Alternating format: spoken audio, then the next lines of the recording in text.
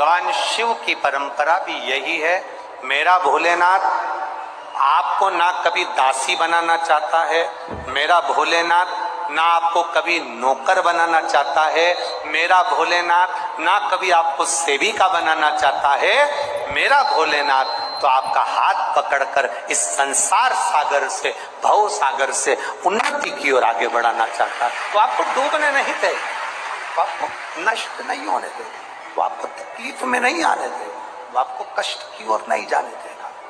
वो शिव तत्व है, वो शंकर, वो खड़ी पिताना, मेरा देवादित्य महादेव,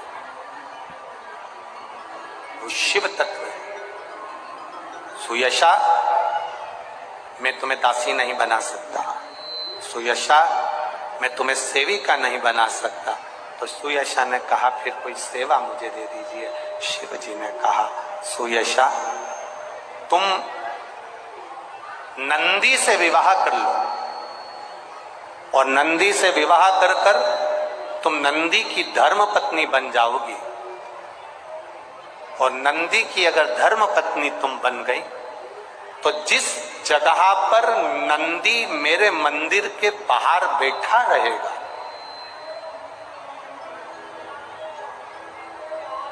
नंदी जिस जगह पर मेरे मंदिर के बाहर बैठा रहेगा, सुयशा उसके कर्णों में, कर्णों के करीब में तू स्वयं विराजमान रहे।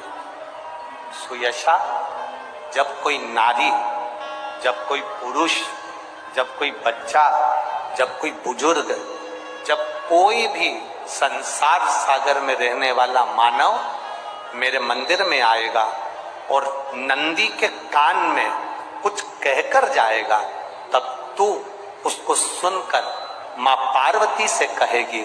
और पार्वती जब मेरे साथ प्रतिदिन प्रदोष काल में, प्रदोष के समय, शाम के समय भ्रमण पर जब पार्वती मेरे साथ जाएगी, तो पार्वती मैया जिसके सामने नंदी को रोक देगी, मैं उसके ऊपर कृपा करते हुआ चले जाऊंगा। ये हमारा भाव शिव महापुराण की कथा वर्णन कर रही है। ये हमारा भाव भगवान देवादिदेव महादेव का चरित्र वर्णन कर रहा है, ये शिव तत्व वर्णन कर रहा है। कितने लोग हैं जो भगवान नंदी के कानों में कुछ कहकर आते हैं? बोले हो कभी? सीधे बोल देते हो क्या जाकर?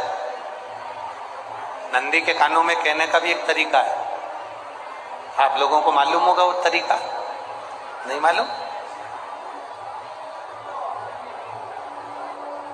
बेलपत्री की जो डंडी रहती है ना, बीच का जो भाग है, ध्यान दिए ना जरा सा, ये बीच की जो डंडी है, फिर से देखिए, बेलपत्री के 2 पत्ते और उसके पास में जो बीच की जो डंडी का भाग है, दिख रहा है आप लोगों को?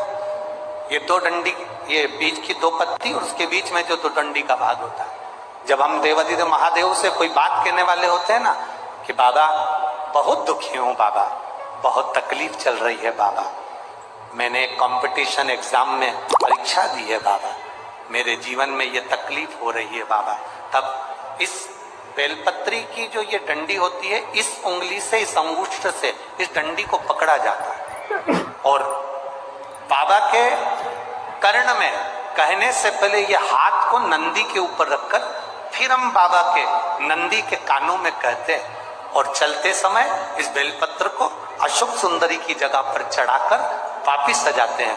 देवादिदेव महादेव को पार्वती की बात मानना ही पड़ती है और वो कहना ही पड़ता है। ये बेलपत्र की महत्व, ये जितना फल एक बेलपत्र की पत्ती में, उतना की उतना फल हम आपसे फिर कहेंगे। कभी मौका मिल जाए जिंदगी में, कभी तुम्हारे जीवन में अगर मौका मिले और कहीं बेलपत्री का वृक्ष मिल जाए जिसकी छांव तुम्हारे ऊपर पड़ रही हो, तुम्हारे ऊपर अगर बेलपत्री की छांव पड़ रही हो, उसके नीचे बैठकर कभी मौका मिले, एक बेलपत्री का पत्ता मात्र रखकर आप शिव जी का नाम लेकर जल भी अगर समर्पित कर रहे हो ना, तो वो 12 ज्योतिर्लिंग को जल चढ़ाने के बराबर फल प्रदान कर। एक बेलपत्री का पत्ता, एक बेलपत्री का वृक्ष एक बेलपत्री के वृक्ष की छांव हमारे जीवन को कृतार्थ कर देती है, धन्य कर देती है, कृतार्थ। एक पत्र आया है, देखिए।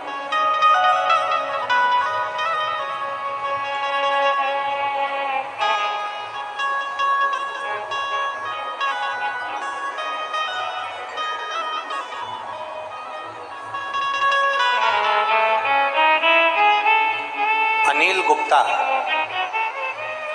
पत्नी रजनी गुप्ता, पिपरी वाले, उरई, जिला जालौन, उत्तर प्रदेश से हैं। मेरा मोबाइल नंबर ये है, कहीं बैठे हो तो हाथ हिला सकते हैं, कहीं पर बैठे हो तो दोनों हाथ हिला सकते हैं। अनिल गुप्ता, पत्नी रजनी गुप्ता, पिपरी वाले, उरई, जिला जालौन, उत्तर प्रदेश से। हाथ हिला दो। अच्छा, दिख गए, ठीक है ठीक है, दोनों जनी हाथ हिला दो। हाँ ठीक है। गुरुजी, हम लोग उत्तर प्रदेश जालौन से आए हैं, बाबा को केवल नमन करने के लिए आए। हमने टीवी के माध्यम से आपकी कथा सुनी है। एक लोटे जल का क्या वर्णन करें गुरुदेव। मेरा बेटा अमरनाथ गुप्ता, 26 साल का, जिसको एक बीमारी हो गई पीलिया की, वो पीलिया लीवर और किडनी में पहुंच गया। उस बच्चे को डॉक्टर को दिखाया, आराम नहीं लगा। दिखाते दिखाते उसको बड़े बड़े हॉस्पिटल में दिखाया, आराम नहीं लगा। मेरा बेटा कोमा में चले गया। कोमा में गया तो लखनऊ के पीजी आई। आओ देखें किसके लुक में कितना है दम। बारी बरसी खटन गया सी खटकले। 7-8 दिन हो गए, पर डॉक्टरों ने कहा इसको कोमा से वापिस नहीं आना। 11 डॉक्टरों की टीम ने मेरे बच्चे को देखा तो आखिरी में कह दिया कि इस बच्चे के पास में मात्र 1 घंटा बचा है, ये बच्चा जीवित नहीं रहेगा। कोमा में इसकी सांस चलना बंद होने लगी, अंतिम सांसें उसके शरीर में चल रही थी। 26 साल का मेरा बेटा गुरुदेव। मैंने टीवी पर आपकी कथा सुनी थी तो मैं भी बाबा के पास जाकर अड़ गई। 1 लोटा जल चढ़ाया और बाबा से कह दिया, मेरा 26 साल का बेटा चले गया तो कभी जिंदगी में तेरा मुख ना देखूंगी। बाबा कुछ भी करो, मेरे बेटे को बचा लो। गुरुदेव शिवजी पे चढ़े हुए जल को कपड़े में भिंगाकर बेटे के वेंटिलेटर के पास ले गई, शरीर से लगाया। डॉक्टर ने मना कर दिया कि अब इसकी सांसें धीरे धीरे बंद हो रही है, आपके रिश्तेदारों को बुला लिया जाए। गुरुदेव, मैं बाबा का क्या गुणगान करूं। कपड़ा गीला कर जब शरीर से लगाया, डॉक्टर बोल रहे थे इसकी सांसें थमती जा रही है। और कुछ देर बाद हम लोग बस, डॉक्टरों ने हमको वेंटिलेटर वाले रूम से बाहर निकाला और 5 से 7 मिनट के अंदर आकर कह दिया, तुम्हारे बेटे को वेंटिलेटर से नीचे उतार रहे हैं, उसकी श्वास चलना चालू हो गई है और उसका शरीर काम कर रहा है। हम दोनों पति पत्नी बाबा को केवल दंडवत करने आए हैं कि मेरे 26 साल के बेटे को बचा लिया उन्होंने। हमने नियम लिया था जहां कथा होगी वहां जाकर एक बार प्रणाम करेंगे, इसलिए हम यहाँ आए। दोनों हाथ हिला दो एक बार। हर हर शिव तत्व इसी को कहते, तेरी कृपा बिना न हिले। रोइए नहीं, अब तो खुश होइए, आनंद में। अब तो बाबा ने बचा दिया, उसको रोना नहीं है। बैठो आनंद में। तेरी कृपा बिना न हिले, एक भी अणु लेते हैं श्वास, तेरी कृपा से तनो तनो। बखान क्या करूं मैं राखों के ढेर का, चपटी भभूत में खजाना कुबेर का। एक पत्र और अच्छा है।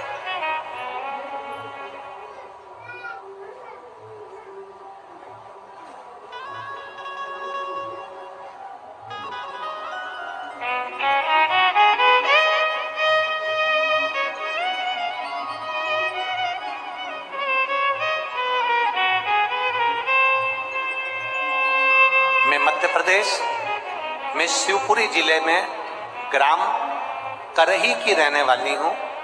एक लोटे जल का मैं वर्णन करना चाहती हूँ।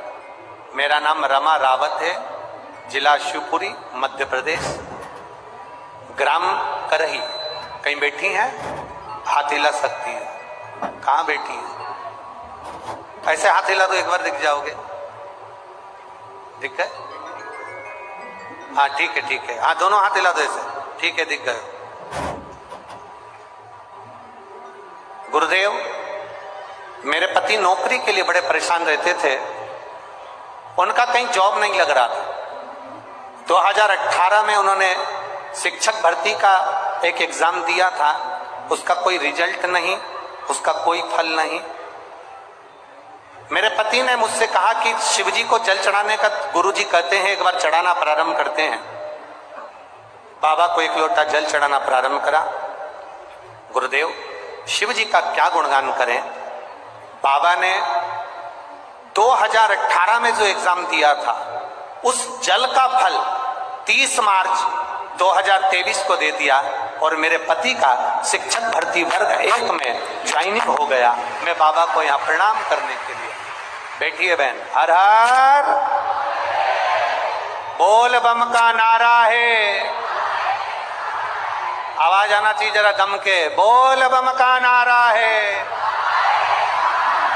सारी समस्या का हल,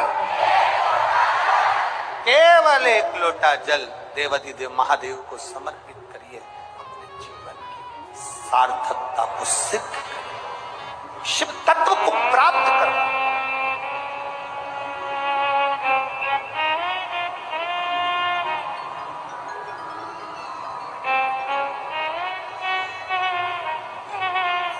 बेलपत्री जब देवाधिदेव महादेव को चढ़ाने के लिए अब नंदी के कानों में कहने के लिए जाए तो भाव से सुयशा ने कहा कि मैं नंदी से विवाह कर लूंगी, पर मेरा स्थान कहाँ है?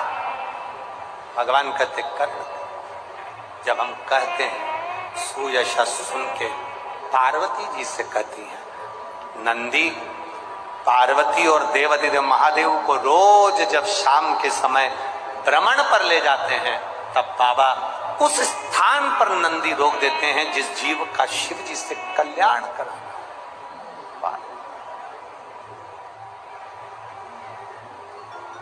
एक पार्थिव शिवलिंग के निर्माण का यह फल है कि सुयशा को नंदी पति के रूप में मिले और शिव की सेवा करने का सौभाग्य प्राप्त हो। भगवान शंकर की सेवा करने का सौभाग्य। आगे वर्णन आया है, भगवान देवाधिदेव महादेव का पावन चरित्र कहता है।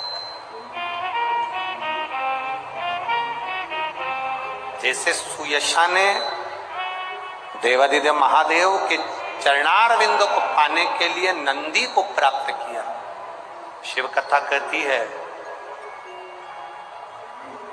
दुनिया वालों को नहीं,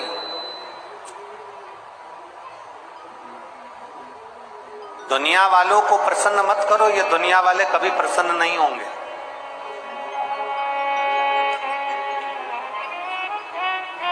दुनिया वाले अगर प्रसन्न हो भी गए तो थोड़े दिन तुम्हारे साथ में अच्छे से रह सकते। शिव महापुराण की कथा कहती है, दुनिया वालों को प्रसन्न मत करो। शिव कथा कहती है, दुनिया बनाने वाले को एक बार प्रसन्न कर लो तो तुम्हारी जिंदगी सार्थक है, तुम्हारा जीवन सार्थक। आप अगर हमारी आदत होती है, हम कई लोग ऐसे होते हैं जो किसी ना किसी को प्रसन्न करने में लगे होते हैं, किसी ना किसी को प्रसन्न करने में लगे हुए होते हैं। हमारे भैया को प्रसन्न कर लो, काका जी को प्रसन्न कर लो, ताऊ जी को प्रसन्न कर लो, ताई जी को प्रसन्न कर लो, अधिकारी को प्रसन्न कर लो, इनको प्रसन्न कर लो तो हमारा ये काम हो जाएगा। ना ना ना, शिव महापुराण की कथा कहती है, दुनिया वालों को प्रसन्न करने से ज्यादा जरूरी है दुनिया बनाने वाले को प्रसन्न करना। अगर दुनिया बनाने वाला प्रसन्न हो गया तो दुनिया वाले अपने आप प्रसन्न हो। आप इनको पकड़ने का प्रयास कर रहे हो, शिव तत्व कहता है उसको पकड़िए।